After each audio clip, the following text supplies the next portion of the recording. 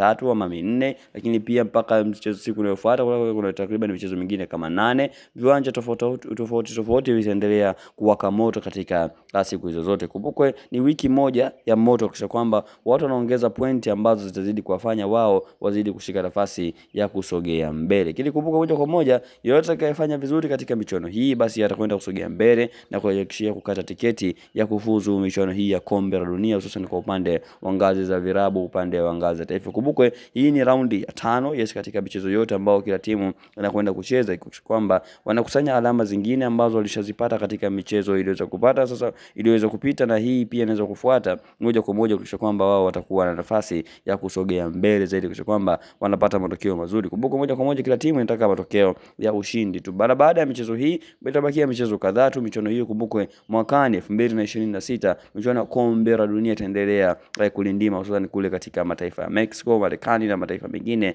ambayo yameomba moja kwa moja michuano hii ya kombe la dunia iende kupigwa kwa upande wao. Kwa hiyo ninachotakiwa ni sisi